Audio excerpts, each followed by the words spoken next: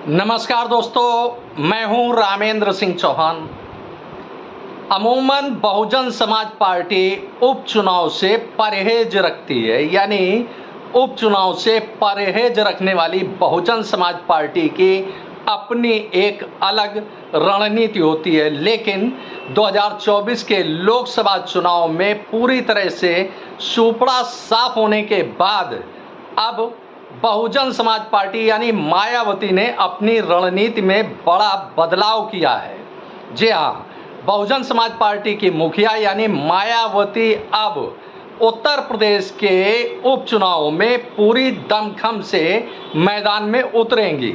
हालात यह है कि उत्तर प्रदेश विधानसभा में यानी 2022 के उत्तर प्रदेश के विधानसभा चुनाव में बहुजन समाज पार्टी को केवल एक सीट मिली थी, यानी यूं कहें कि बहुजन समाज पार्टी का केवल एक विधायक है उत्तर प्रदेश विधानसभा में। तो इस तरह से कह सकते हैं कि चाहे वह विधानसभा हो या लोकसभा हो, बहुजन समाज पार्टी का सुपड़ा पूरी तरह से यानी राजनीतिक भविष्य उसका बहुजन समाज पार्टी का पूरी तरह से साफ हो चुका है। लेकिन मायावती अब हार मानने वाली नहीं है।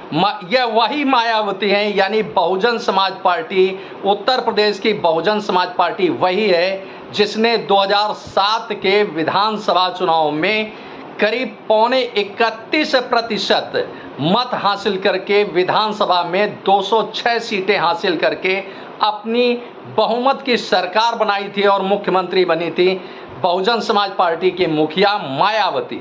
लेकिन जिस तरह से बहुजन समाज पार्टी का ग्राफ गिरा है, यानी यूं कहें कि मतदाताओं का मोह भंग हुआ है बहुजन समाज पार्टी से, या यूं कहें कि दलितों का अब बहुजन समाज पार्टी से मोह भंग हो चुका है, या यूं कहें कि बहुजन समाज पार्टी के मतदाताओं का जिस तरह से पार्टी से उसका कैडर दूर हुआ है, उसने कहीं न कहीं मायावती के माथे पर चिंता की लकीरें खींच दी हैं।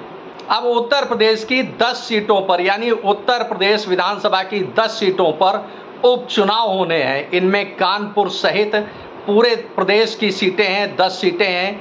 अब इन सीटों पर यानी 10 सीटों पर बहुजन समाज पार्टी अपने प्रत्याशी उतारेगी। अब यूपी के विधानसभा के 10 सीटों के उपचुनाव में एक बार फिर पीडीए और पीडीएम का फार्मूला नजर आएगा। हालांकि यह दोनों एक ही सिक्के के दो अलग अलग पहलू हैं। समाजवादी पार्टी इसे पीडीए कहती है, यानी पिछड़ा, दलित, अल्पसंख्यक, तो वहीं बहुजन समाज पार्टी यानी मायावती इसे पीडीएम कहती हैं। पीडीएम का आशय है पिछड़ा, दलित और मुस्लिम। बात घूम फिर करके वही है कि चाहे वह दलित हो या मुस्लिम हो या पिछड़े हो, इन पर ही पूरी की पूरी राजनीति उत्तर प्रदेश के आकर टिक जाती है। अब जिस तरह से बहुजन समाज पार्टी यानी मायावती का वोट बैंक उसकी पार्टी से खिसकता गया, वह एक चिंता का विषय है बहुजन समाज पार्टी के लिए, क्योंकि 2007 के विधानसभा चुनाव में बहुजन समाज पार्टी को करीब 31% वोट हासिल हुए थे। लेकिन जिस तरह से लगातार उसका ग्राफ गिरता गया, तो 2022 में बहुजन समाज पार्टी का जो एक प्रत्याशी जीता है वह बड़ी मुश्किल से जीता है, और 2022 के विधानसभा चुनाव में बहुजन समाज पार्टी को जो वोट मिला है वह केवल 12% है। यानी इतना बड़ा अंतर आ गया बहुजन समाज पार्टी के वोट बैंक में। इतना ही नहीं, बहुजन समाज पार्टी ने 2024 के लोकसभा चुनाव में उत्तर प्रदेश की सभी 80 सीटों पर अपने प्रत्याशी उतारे, लेकिन चुनाव मैदान में मायावती की सक्रियता उतनी अधिक नहीं दिखी, जिससे बहुजन समाज पार्टी का 2024 के लोकसभा चुनाव में एक भी प्रत्याशी नहीं जीत पाया। हालात यह रहे कि लोकसभा में बहुजन समाज पार्टी का खाता एकदम शून्य हो गया, यानी कोई भी सांसद इस समय मौजूदा सदन में यानी मौजूदा संसद में एक भी प्रत्याशी बहुजन समाज पार्टी का जीत कर नहीं पहुंच पाया।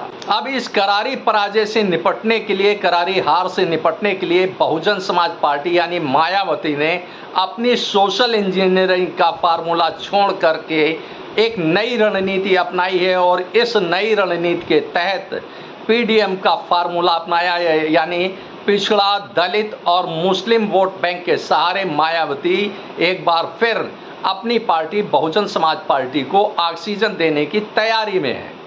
इतना ही नहीं, बहुजन समाज पार्टी की मुखिया मायावती ने अपने भतीजे को चुनाव के दौरान, यानी 2024 के लोकसभा चुनाव के दौरान अपने भतीजे आकाश आनंद को न केवल नेशनल कोऑर्डिनेटर के पद से हटाया था, बल्कि अपना उत्तराधिकार भी वंचित कर दिया था, यानी अपने उत्तराधिकार से भी आकाश आनंद को वंचित कर दिया था। लेकिन जिस तरह से 2024 के लोकसभा चुनाव में बहुजन समाज पार्टी को पराजय मिली, करारी हार मिली, उससे मायावती को एक बार फिर अपने फैसले को बदलने के लिए मजबूर कर दिया। लिहाजा अब एक बार फिर आकाश आनंद यानी उनके भतीजे बहुजन समाज पार्टी के मुख्य पद पर दिख रहे हैं, यानी नेशनल कोऑर्डिनेटर के पद पर एक बार फिर आकाश आनंद का आगाज हो चुका है, आना हो चुका है। इस तरह से देखें तो बहुजन समाज पार्टी एक बार फिर विधानसभा के उपचुनाव को लेकर चुनावी मैदान में आएगी। अब जिस तरह से बहुजन समाज पार्टी ने अपना वोट बैंक खोया है, उससे चिंतित होकर के मायावती ने अब बहुजन समाज पार्टी के संस्थापक कांशीराम के तर्ज पर अब गांव-गांव चौपाल लगाने का एक बड़ा फैसला लिया है। यानी बहुजन समाज पार्टी अब गांव-गांव में, खास तौर से दलितों के गांव में जाकर अपनी चौपाल लगाएंगी। इसमें मायावती भी शामिल हो सकते हैं, आकाश आनंद तो इसके कर्ता धर्ता होंगे ही, इसके साथ ही बहुजन समाज पार्टी के कई बड़े नेता भी दलितों के गांव में जाकर चौपाल लगाएंगे और यह बताने की कोशिश करेंगे कि बहुजन समाज पार्टी ही उनकी, यानी दलितों की सबसे बड़ी हितैषी है। ना भारतीय जनता पार्टी हितैषी है, ना कांग्रेस हितैषी है, ना समाजवादी पार्टी उनकी हितैषी है। यह सभी दल केवल वोट के लिए दलितों का इस्तेमाल करते हैं। लिहाजा बहुजन समाज पार्टी ही उनकी सच्ची हितैषी है। यह एक बड़ा संदेश देने का काम मायावती अपनी इन चौपालों से दलितों के बीच में करेंगी। अब इस तरह से देखें तो समाजवादी पार्टी ने जहां पीडीए यानी पिछड़ा, दलित और अल्पसंख्यक का फार्मूला अपनाकर उत्तर प्रदेश की 80 लोकसभा सीटों में 37 पर अपनी कामयाबी हासिल की है, तो अब उसी रास्ते पर कमोबेश मायावती यानी बहुजन समाज पार्टी चलते दिख रही है। बहुजन समाज पार्टी ने जो अपना स्लोगन दिया है पीडीएम यानी पिछड़ा, दलित और मुस्लिम, तो इस तरह से मुस्लिम, दलित और पिछड़े को साथ लेकर मायावती अब अपनी राजनीतिक नैया को पार लगाना चाहती हैं। अब यह तो वक्त ही बताएगा कि कौन किसके साथ है, लेकिन फिलहाल सभी राजनीतिक दल, चाहे वह भारतीय जनता पार्टी हो, कांग्रेस हो, समाजवादी पार्टी हो, बहुजन समाज पार्टी हो, अब इनका सीधा सीधा निशाना दलित, पिछड़ा और मुस्लिम को आकर्षित करना है कि किसी भी प्रकार इनका यदि वोट मिलता है उनको, तो उनकी पार्टी की राजनीतिक नैया पार होगी। भारतीय जनता पार्टी भी दलितों के बीच जाकर एक बड़ा संदेश देना चाह रही है कि भारतीय जनता पार्टी ने अपने 10 वर्ष के केंद्रीय शासनकाल में दलितों के लिए बहुत कुछ किया। लिहाजा दलितों की सबसे बड़ी हितैषी भारतीय जनता पार्टी है। यह संदेश भारतीय जनता पार्टी दलितों को देना चाहती है। तो अब इसी के साथ दलितों के, पिछड़ों के, मुस्लिमों के वोट बैंक के सहारे अपनी राजनीति करने वाले समाजवादी पार्टी के नेता और मुखिया अखिलेश यादव ने एक बार फिर ऐलान किया है, जिस तरह से भारतीय जनता पार्टी ने लोकसभा चुनाव में ऐलान किया था कि अब की बार 400 पार, तो उसी तरह से समाजवादी पार्टी ने ऐलान किया है उत्तर प्रदेश के 2027 के विधानसभा चुनाव को लेकर कि अब की बार 300 पार यानी 300 सीटों का लक्ष्य बनाकर अखिलेश उत्तर प्रदेश के विधानसभा चुनाव 2027 की तैयारी कर रहे हैं।